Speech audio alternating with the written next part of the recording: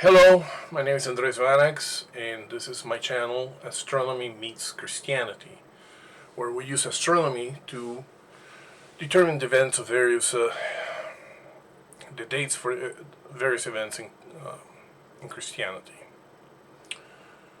So far, we determined through eclipses, solar eclipses and lunar eclipses, the dates of various events in the life of Julius Caesar. We determined that the list of Roman consuls is shifted by 1 year. We follow through several series of eclipses down to the first of Tiberius, and on the first of Tiberius, the list was still shifted. The next eclipse that is available is that of AD 45, during the birthday of Emperor Claudius. And then the imperial Roman consuls matches the date. That means it's no longer shifted in AD 45. So somewhere between the first of Tiberius and AD 45, during the reign of Emperor Claudius, that's where the error lies. And we need to find out what it is. If we want to have confidence of knowing on which year of Tiberius was Jesus Christ baptized and in which year he was crucified. So, in order to do that, we're going to look at the Almagest by Claudius Ptolemy, which is translated by G.J. Toomer. This is like one of the wonders of the world. It's incredible. Using the theory that the sun revolved around the earth instead of the earth revolving around the sun, and using sexagesimal math base 60, which is what the Babylonian cuneiform tablets used. He was able to predict lunar eclipses, solar eclipses, planetary conjunctions within minutes. It's incredible. At a time where most civilizations didn't have numbers, they were using letters as substitutes. Some of them didn't even have a positional notation. They just jumbled the letters together and added them together. And there was no zero. He was able to do that. That's incredible. I mean, Ptolemy is the last of a long series of astronomers in an astronomy school in Alexandria, Egypt. I think he refers to Hipparchus and stuff. And the theory was based on eclipses and observations, planetary and lunar observations, taken over several centuries, long periods of time, by the Babylonians on cuneiform tablets that he translated and then analyzed.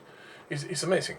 Not only did he do that, he also analyzed more recent eclipses during the reigns of the various emperors. So the dates for the reigns of the emperors are tied to celestial observations, and so we can trust it. If we go to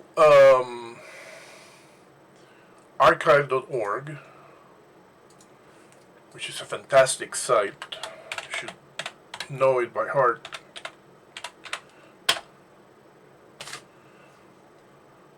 It's a collection of digitized books that are free of copyright, most of them. The ones that do have copyright, you have to borrow or you can access them. And you search for Almagest and Toomer. Toomer is the translator into English, and he did a lot of additional work, as I'll show you. You'll find these three versions. You can click on this one.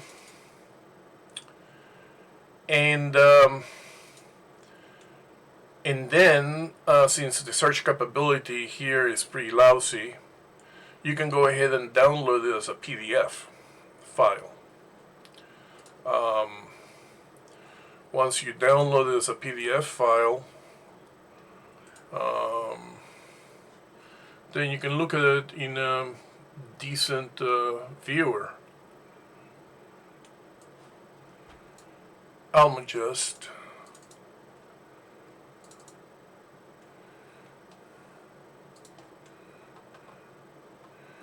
And here we go. Now, the reason I'm picking Toomer's version is that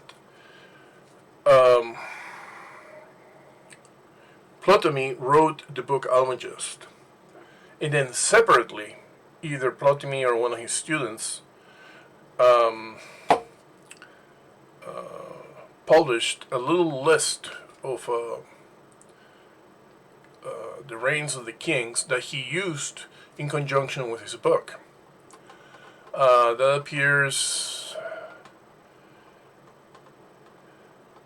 here.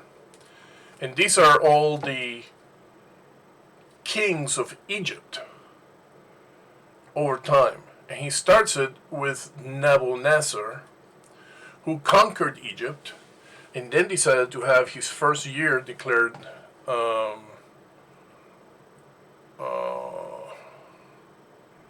to start on Thoth 1. Thoth is the first month of the Egyptian calendar.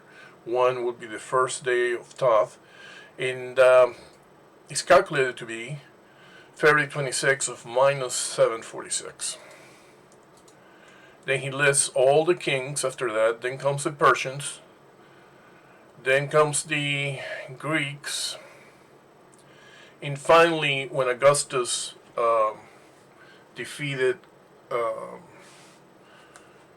Mark Antony, which was basically the husband, or I think he was just a boyfriend of Cleopatra, the queen of Egypt.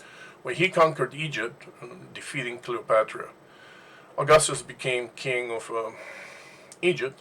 And after that, you get Tiberius, Gaius is Caligula, Claudius, Nero, etc. And what Toomer has done, he has calculated the beginning of the reign of each one.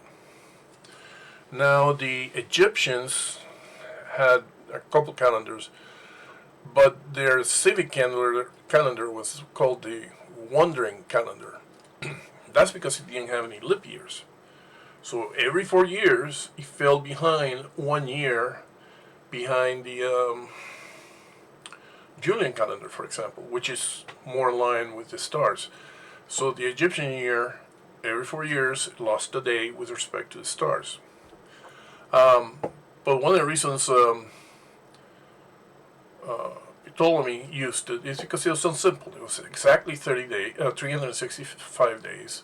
Each month was exactly 30 days long, plus an additional 5 days at the end. And due to this simplicity, he went ahead and used it. And we can check a couple things. So within the Egyptian year, you will have the date for the start of each emperor. So we can check Claudius. He says Claudius became emperor in the year that began on August 13 of 40 AD.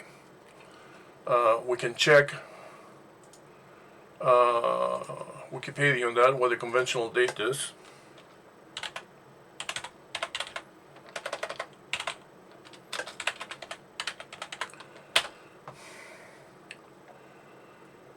And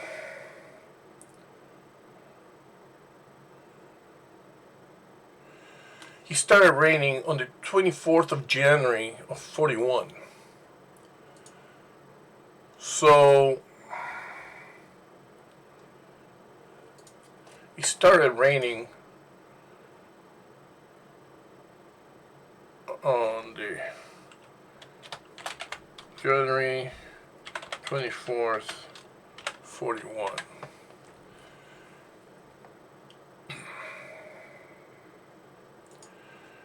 And we see here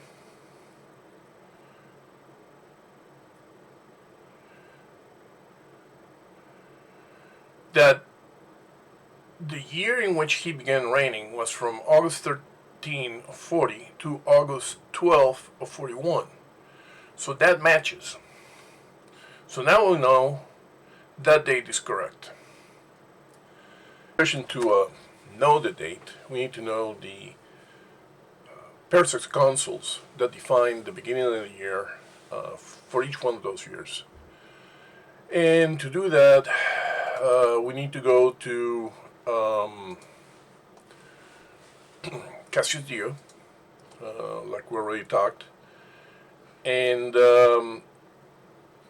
read through the text to see which consuls were at the beginning of that year. For example,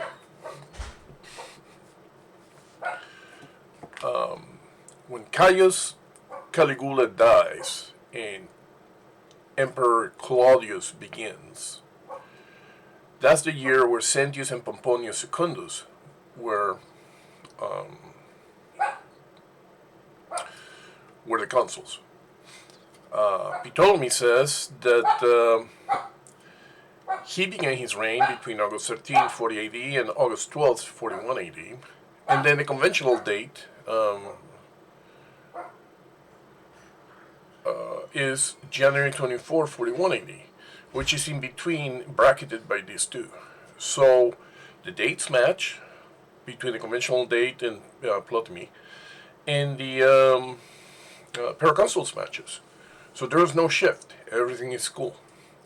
So now we can narrow down the end of where the error lies. Then we go to the death of Tiberius, which is also when Caligula begins.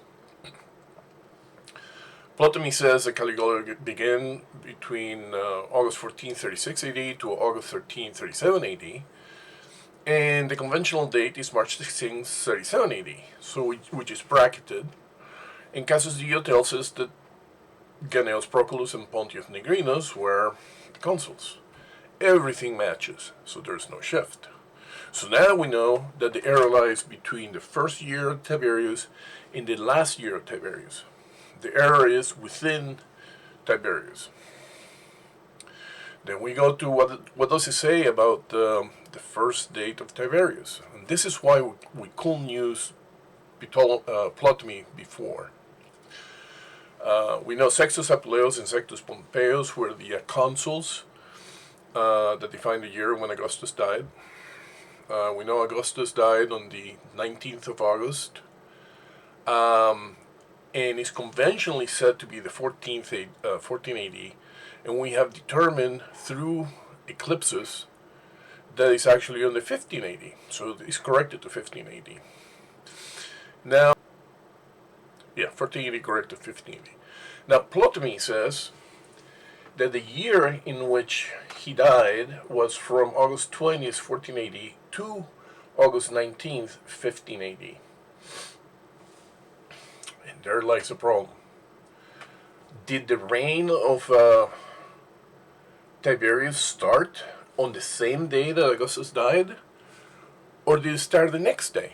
Did it start on the 19th or did it start on the 20th? If it started on the 19th, then it will correspond to 1580.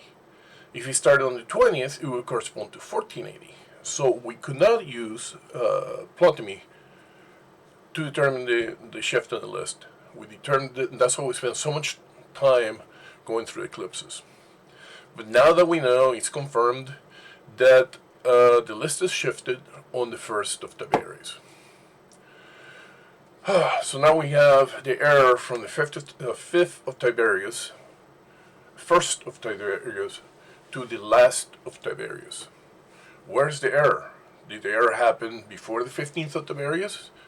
Which means that the date of the baptism and crucifixion are probably a year off, or do you happen after? We will find out by going year by year on the narrative of Cassius Dio to see if we can identify some sort of problem, some discrepancy that could tell us a clue of when it happened.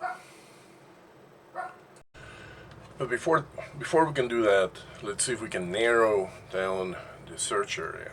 Otherwise, we had to search for like 20 some years. And we can do that by looking at the records for the early Christian fathers and early Christian historians, which tell us that, which talk about the 15th year of Tiberius. The Gospel of Luke says that in the 15th year of Tiberius, now in the 15th year of the reign of Tiberius Caesar, the word came unto John, the son of Zacharias, in the wilderness, and he came into all the country about Jordan, preaching the baptism of repentance for the remission of sins. Now when all the people were baptized, it came to pass that Jesus was also being baptized and praying. The heaven was opened, and Jesus himself began to be about 30 years of age. If you read the rest of the Gospel of Luke, it becomes obvious that he was baptized shortly before the Passover. So he was baptized in March. The reign of Tiberius started in August the prior year, so March was the next year. And he was baptized, as Luke tells us, on the 15th year of Tiberius Caesar. Now, Tertullian, one of the earliest Christian writers that we have, he had some notions that were not completely accepted, so he's not considered a father of Christianity, but still he's one of the very first writers and closest to the events. And he writes on an epistle or book called An Answer to the Jews, which is available at this link. And it's kind of a long, let's see if we can find it.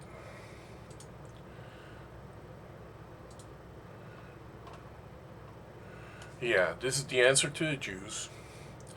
And what he's trying to do is trying to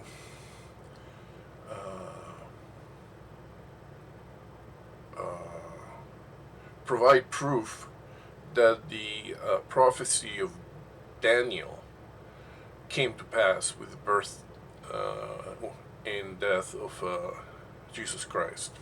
So he goes into this long discussion about the what he calls the hebdomads, which are periods of 7 years.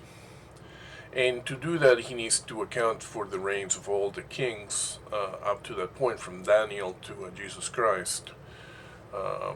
What's interesting is he accounts for Tiberius Caesar to be 20 years and 7 months.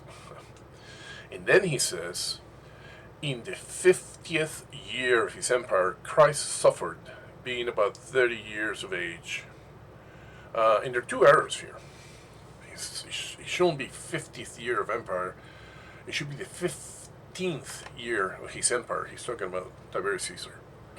And being about 30 years of age is the time of his the year of his baptism. So he erroneously thought, Tertullian erroneously thought, that Jesus Christ only ministered for 1 year, and he died in the same year that he was baptized, which is outstanding. It's hard to believe they believed that, but a lot of Christians believed that at the time. And then he says, this is the important part, and his suffering of this extermination was perfected within the times of the 70th hebdomad.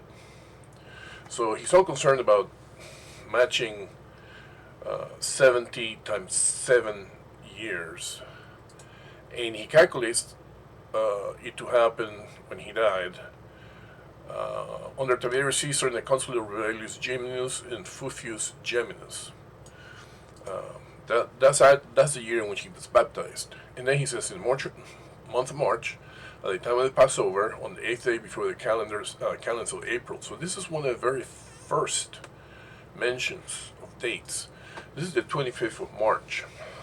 So he's saying that Jesus Christ was crucified on the 25th of March, which is an approximation, and I believe they took it from 9 months prior to the birthday of Jesus Christ, which was, they believe it was December 25th. And then they believe that the same day in which he was conceived was the same day in which he died, which is also another superstition. On the first day of unleavened bread, which would be the 15th of Nisan, which is kind of incorrect. That's at night. He already died on the 14th of Nisan. So there are a couple of things that are incorrect here. And you can tell that they knew very little. This is only about 150 years after the events happened, and this pagan converts, which are Roman and Greeks that had converted to Christianity, knew little about the history of the Jewish nation and Jesus Christ, because they considered the Jewish people beneath them. They didn't know Hebrew, and they considered them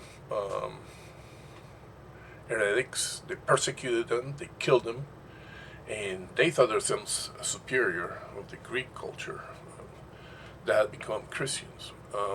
And you can tell right here that they knew very little. So anyway, Tertullian tells us that Velus Geminus and Fufius Geminus were the consuls on the 15th year of Tiberius Caesar, when Jesus was 30 years of age, which they mistakenly think is when Jesus Christ died. So then we have the writings of Clement of Alexandria, which is a contemporary, and he writes in the Miscellanies that he believed the same thing, that Jesus Christ only ministered for 1 year. I mean, how can that be? The Jewish year starts on Nisan 1st. He dies on Nisan 14th. So what? The entirety of the gospel is going to be in 14 days? It's impossible. So then you have to start the year earlier and use a Roman year. But why would a Jewish person use a Roman year? So if you start at the beginning of the Roman year, then you only have about 3 months for the entirety of the gospel, which makes absolutely no sense. And that's one of the reasons why they considered the Epiphany to be the same as his baptism. They had to push the baptism all the way back to January 6th in order to make everything work. When we know the Epiphany is when the Magi came over to visit Jesus Christ. So the errors just compound on each other. Here, Clement of Alexandria thinks that he says, and to prove that this is true, it is written in the Gospel by Luke as follows. And in the 15th year, in the reign of Tiberius Caesar, the word of the Lord came to John, the son of Zacharias. And again, same book. And Jesus was coming to his baptism, being about 30 years old, so and so on. And that it was necessary for him to preach only a year, since this is also written, he has sent me to proclaim the acceptable year of the Lord. So here lies the root of the confusion. On his first year of ministry, he declared that the year was acceptable to the Lord. As we'll see, it's because it was a Jubilee year. And they thought that it was only for 1 year. I mean, you had to lack reading comprehension. Again, if you read the Synoptic Gospels, there's a mention of only one Passover. But if you read the Gospel of John, there was a Passover at the beginning, a Passover at the end, and a Passover at the middle, explicitly called out. So you have a minimum of 2 years. When we pretty much know that he taught for 3 years.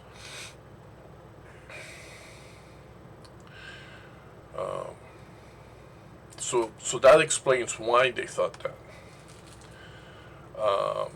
Now, Eusebius wrote a Chronicon, or history, and some of it is lost. And a little piece of it survived in something called Excerpta, Latina, Barbari. Excerpts from barbaric Latin. And what happened is this guy translated from Greek into Latin, and the translation was so horrible, and the names were so mangled that they thought it was barbaric. That's where the name comes from. And you can see it. Oh, I didn't put the link. Let me see if I can find it. You can do a search for it on the internet. But I should have it right around here. Here. And he's listing all the different Roman consuls, the list of Roman consuls. And apparently the document had a list of Roman consuls on one side, and then a separate description of Jesus on another side, and they combined them, and they're all messed up, so we had to extract them. And it says here, in that year, when Rubellius was consul, let me copy this first.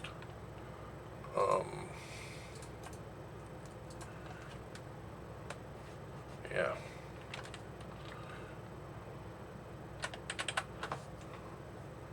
Otherwise I'll get lost.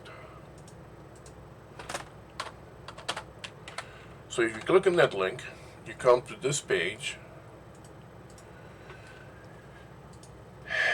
and when Rubellius was consul, our Lord Jesus Christ was crucified on the 25th of March, which is the 28th of Pamenos. So that means that the original writer was an Egyptian, because he's given a Egyptian calendar number. It contains interesting information, like, for example, the guard who guarded the cross was Jeremiah, which is Atlas. The centurion was called Apronianus. Now, there are other references here. It says, when Rubellius was consul, Jesus Christ was transfigured on the mountain on the 19th of March. So this is during the first year of the ministry. When Rubellius was consul, Jesus explained the mysteries to the disciples. When Rubellius was consul, our Lord Jesus Christ was betrayed by Judas. That's on his death. And that year when Rubellius was consul, our Lord Jesus Christ was crucified. So once again, by 500 AD, the confusion still reigned. They thought Rubellius was consul when, and that is Rubellius Geminus, when he died. But we know that corresponds to the 15th of Tiberius. The Eusebius Chronicon tells us on the 15th year of his reign, which was the 4th year of the 21st Olympiad, our Savior and Lord Jesus Christ appeared among humankind. Now, there are two ways of thinking about it. One way is to say, oh, that's when he was born, he appeared among humankind. The other way is to say, well, he was baptized and started preaching. And started preaching is when he appeared amongst humankind. And that's what we have here. Notice that the year is incorrect, but it was in the 15th year of Tiberius when he started preaching. The chronicle of Jerome, which is really interesting, it's almost like a almanac or calendar. Let me see if I find it. Here. You can see how they keep track of the years of the Romans, so these are the years of Tiberius. These are the years of the reign of Archelaus, supposedly. It can't be. No. Of Herod the Tetrarch, yeah. And it says that Jesus Christ was baptized by John, the son of Zechariah.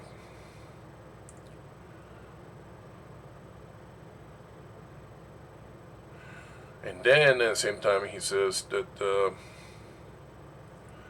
Lord preached for 3 years, and then he says, here it starts a description. Notice the description starts in year 18 and just rolls over. So in year 18 came to pass on the 18th of Tiberius.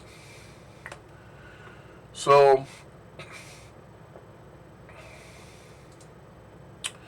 if you look at the list of Roman consuls, you'll see that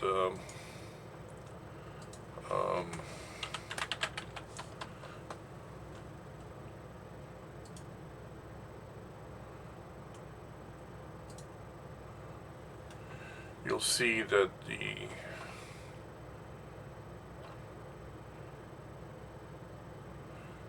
this is the first Tiberius, which we have already settled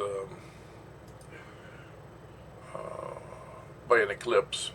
It's fixed by an eclipse, so we know that the year is right. The shifted year of Tiberius, the first year of Tiberius, sorry. Yeah. We know that 15th year of Tiberius was, the first year of Tiberius was in the 15th during the Sextus Appius and Sextus Pompeius. That's when Augustus died. So we know that for a fact. That's fixed. And then the 15th year of Tiberius started on AD 29 on August, but during March it was the 30th of AD. So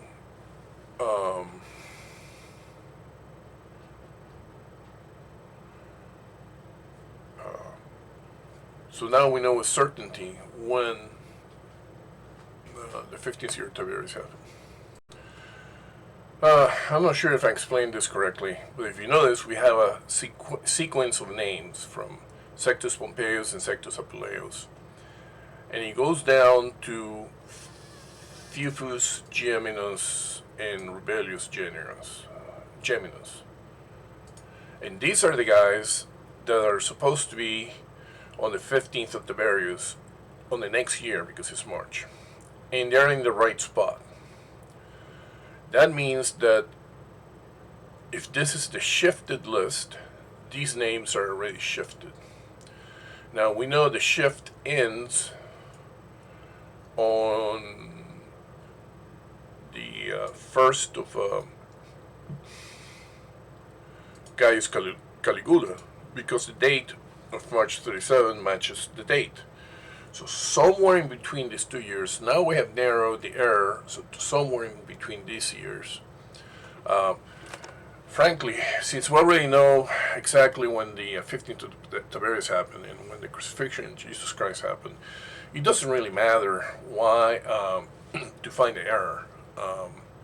But unless the error is found and explained, people are going to question the shift of 1 year in the calendar. So we had to clean up. We had to finish this. So we have 1, 2, 3, 4, 5, 6, 7 years, 7 Persian consuls, one of which shouldn't be there. Then we can start looking at the history of Cassius and see if there's a discrepancy between what he says and the list of Roman consuls that's normally accepted. And we're going to use that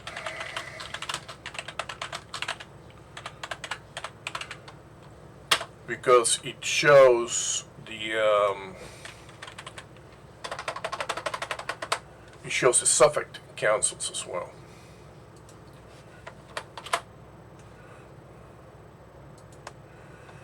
for the first century AD. So we have here are the consuls that we're talking about. Year 32, 33, 34, 35, 36, etc. Until Caligula.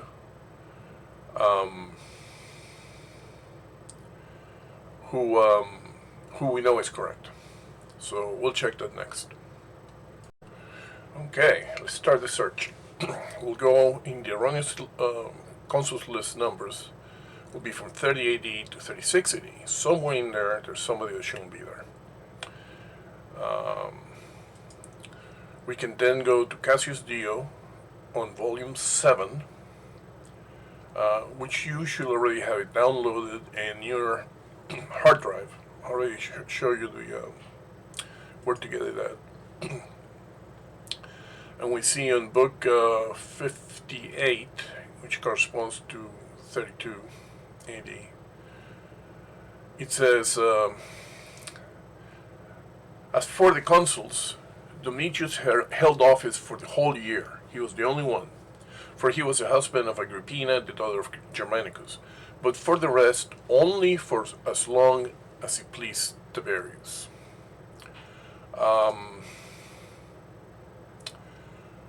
For the rest, only for as long as he pleased Tiberius. Some he would choose for a longer period, and some for a shorter. Some he removed before the end of the appointed term, and others he allowed to hold office beyond their time. So it's really confusing. Not very consistent. He would even appoint a man for the whole year and then depose him, setting up another and still another in his place. And sometimes, after choosing certain substitutes for third place, he would then cause others to become consul ahead of him in place of the second set. These irregularities, in the case of consuls, occurred throughout practically his whole reign. No wonder the error happened. And this confirms why such an error would happen. Then we can go to page 247, and then let's see Domitius. If we go to the list of Roman consuls, which should be, where did they go? Here. We see that Domitius Ahenobarbus, the father of Nero, on what they think is 32, it turned out to be 33. Actually, the father of Emperor Nero was the consul during, since this was 33, it would be the consul during Jesus Christ's crucifixion. He was the only one that was there for an entire year. You can tell because it's year 32, and in July there's nobody, so he lasted the whole year. The rest all had various suffect consuls, and most of them start on July until the year of Caligula, Caius Caesar Augustus Germanicus. So we verified that's correct. Now then we go to, on the 20th of Tiberius' reign, the 20th year of Tiberius' reign was now at hand, but he did not enter the city. So Tiberius was out in some other town. He was sojourning in the vicinity of the Alban territory and Tusculum. And even though they're holding a big feast for him in Rome, he decided not to go. We'll find out why. The consuls, however, Lucius Vitellius and Fabius Persicus, celebrated the completion of his second 10-year period. For this was the way the senators styled it, rather than as a 20-year period, to signify that they were granting him the leadership of the state again, as has been done in the case of Augustus. So, even though he was the emperor, they held the fiction that the Senate was granting him 10-year terms and whatnot. But when did that happen? If we go to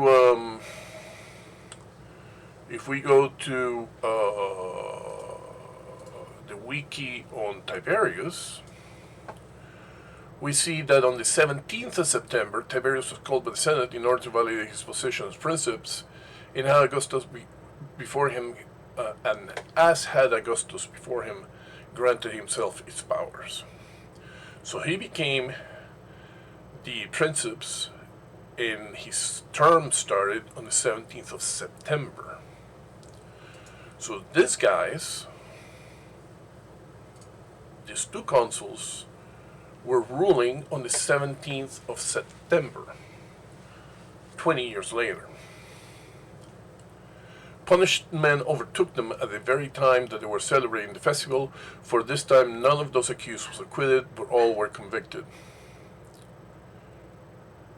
Most of them by means of the papers of Tiberius and the statements obtained under torture by Macro, and the rest by what these two suspected they were planning. It was rumored, indeed, that the real reason why Tiberius did not come to Rome was to avoid being disgraced by being present when the sentences were pronounced. So isn't that incredible? These two consuls in September 17 were holding a big feast, a big celebration for Tiberius in Rome to celebrate his 20-year anniversary. And Tiberius says, there's something funny going on. I will not go. And they were planning a coup, an assassination attempt. So Tiberius arrested them and killed them, executed him. And for that reason, their name is remembered. Now notice what the list says. The list says that Persicus and Vitellius ruled until July. They started then on January 1st and ended in July, at which time Marcius Veryasoranus and Rustius Nummius Gallius started reigning. That's wrong. There is an error, there's a discrepancy there. They were ruling on the 17th of September, not from January 1st to the 1st of July. So what I'm saying is these guys, Vitellius and Persicus, are the extra consuls. They shouldn't be there. They did not start ruling from the 1st of January.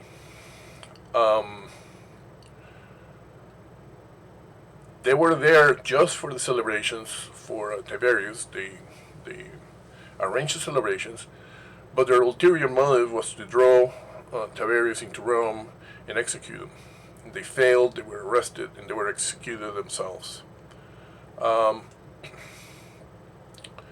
now, we can come over here and say Vitellius and Persicus did not define a year because they didn't start in January 1st. They were still, our list says they started on January 1st and ended in July. That's not true. They were there for the celebrations in September. So if these are suffect consuls instead of the real consuls, then they need to be eliminated from the list.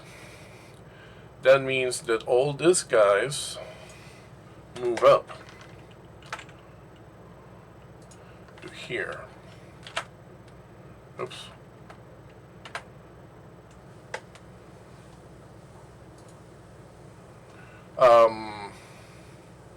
And I'll show you how the list rearranges itself.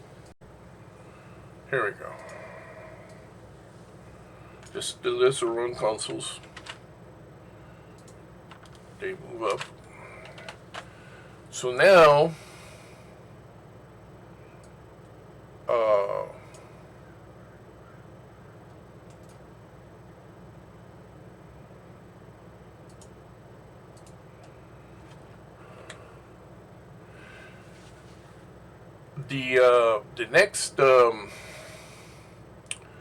the The next pair of consuls will be Cassius Gallus and Servilius Nonianus. So Sextus Gallus and Servilius Nonianus are on 35 AD. So when we look at the list, Gallus and Nonianus are on 35 AD. So the list has been corrected.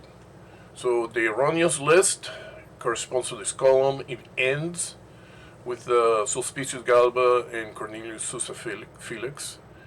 And from then on, the whole list is correct.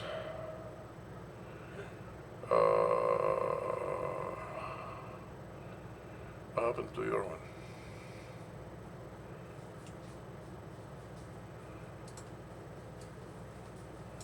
So these guys are on 37. These guys are on 41. Yeah. So now everything matches. And now we know with certainty when Jesus Christ was baptized on the 15th of Tiberius and when he was crucified, as Jerome tells us on the 18th of Tiberius. There is one more reference by a different historian that talks about Fabius Persicus and Vitellius, and that's the historian Suetonius. So let me show you what he says now. There's another place where Paulus Fabius and Lucius Vitellius, the proconsuls, are mentioned. He's mentioned by Tacitus in his Annals, book says 6, chapter 28. I have the link right here. And he says, during the consulship of Paulus Fabius and Lucius Vitellius, the bird called the phoenix, after a long succession of ages, appeared in Egypt, and furnished the most learned men of the country and of Greece with abundant matter for the discussion of this marvelous phenomenon. The general tradition says 500 years. Some maintain that it is seen at intervals of 1461 years. So Tacitus says, and then he goes in a long discussion about the phoenix, something special that happened every 500 years or every 1461 years. Cassius Dio instead says that in the consulship of Sextus Papinius and Quintus Plautius, if Egyptian affairs touch Roman interest at all, it may be mentioned that the phoenix was seen that year. So Cassius Dio barely mentions it, and he mentions it in a different year. So since he was so important to Tacitus and he spent so much time talking about it, in fact, we can look at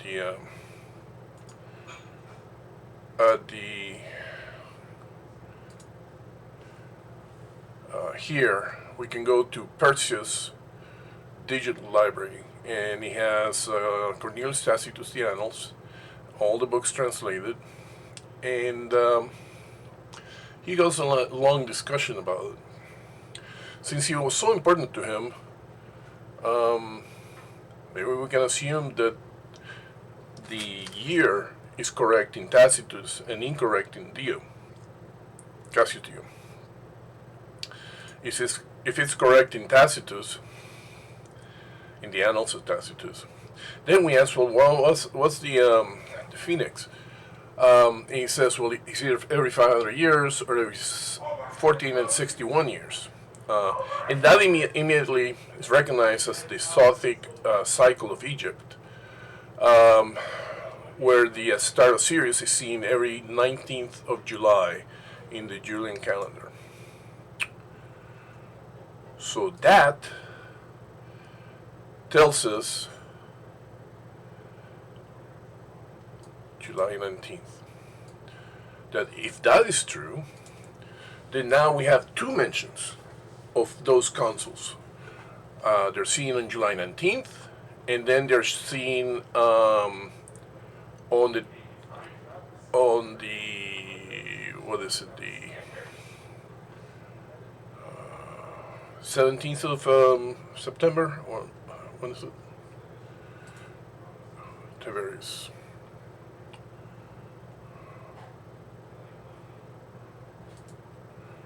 Tiberius.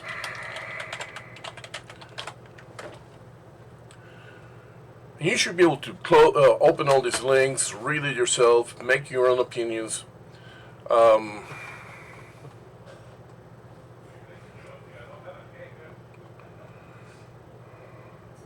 17th of September. So now we have July 19th and 17th of September. And now we know what happened. Those two consuls, list of Roman consuls, Paulius Fabius Persicus and Vitellius, were not from the 1st of January to the 1st of July. They were from the 1st of July, because their evidence on the 19th of July, to the 17th of September. That's when they were arrested and killed. And then a second pair of consuls, Sophic consuls, had to take over from September till the end of the year. So that explains what happened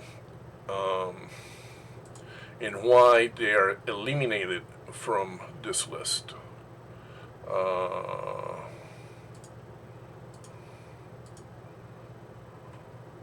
Yeah, why they're eliminated from the list. And in the year it would jump from 35 AD, going backwards, it would incorrectly jump to 33 AD, because all these consul years have to be shifted by one forwards. And we can leave it by saying you can understand what's going on with the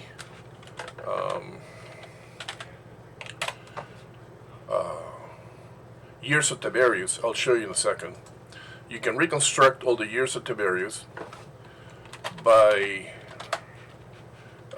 listing the years, the regular years, and then put in the years of Tiberius. So very quickly I'll show you how to do that in an Excel sheet. So the first year of Tiberius, the first year AD, 15 AD, so this is AD, this month. Let's color it one way.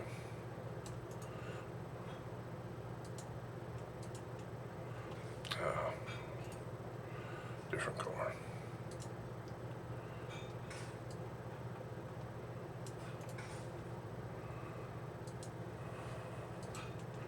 Here, a different color.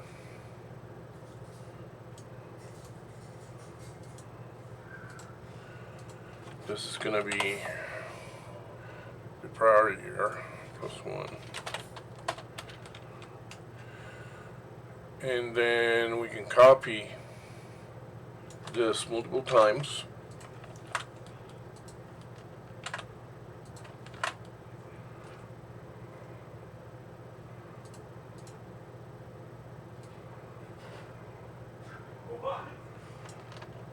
Until the end of Tiberius,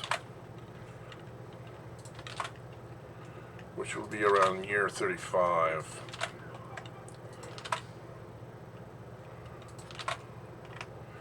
'30, 31, 32, 33, 34, 35. So these are the years in AD. Now the years of Tiberius start on August of year 15, July, August. So it would be over here. And this would be the first of Tiberius. Let's choose a different color.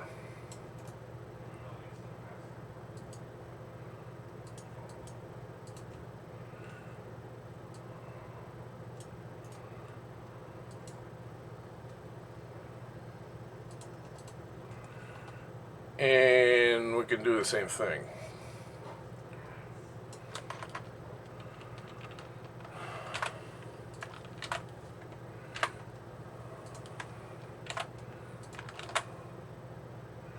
Oops, what happened? So these are the years of Tiberius. Reign Tiberius.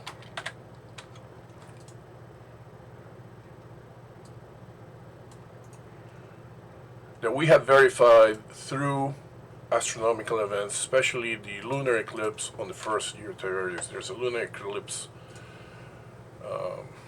right around here.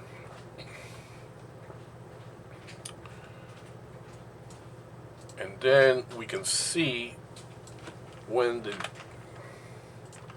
15th of Tiberius happens. You should be doing this in your own computer. Create your own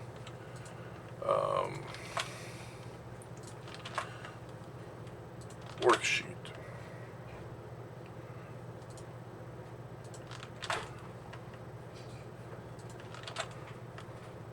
So we reach the 20th of Tiberius.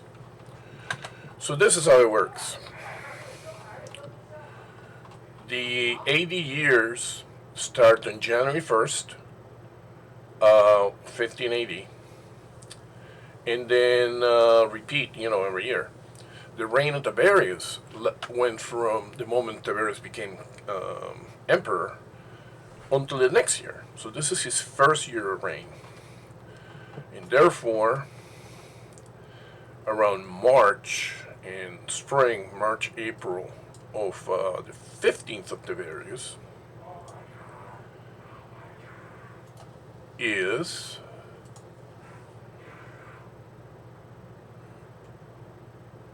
what's a good color?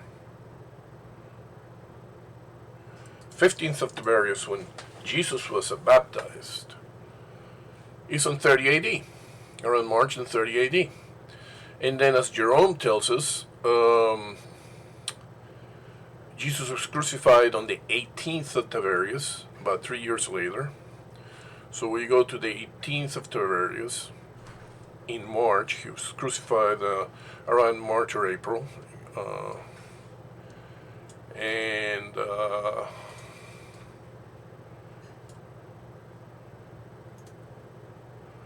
We make this red. And there it is. The 18th of Tiberius corresponds to March or April of 33 AD.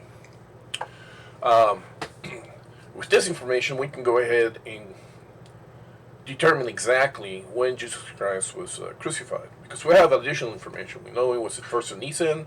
It was in the month of Nisan. It was on the 14th of the month. We know it was during a Friday. We know it was a full moon. That's enough information to get the date exactly, now that we have the year. But before we do that, we need to do a little segue to my next video, next class, in which I'm going to talk about the definition of the Jewish new moon.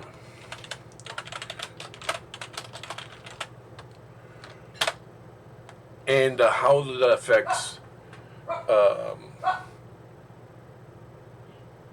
what the Gospels say about the Last Supper, and what the Gospels say about particular dates. And it's really necessary to understand it before we delve really deeply into the crucifixion of Jesus Christ. So please like and subscribe, and I'll see you in our next class regarding the how the Jewish calculated the new moon.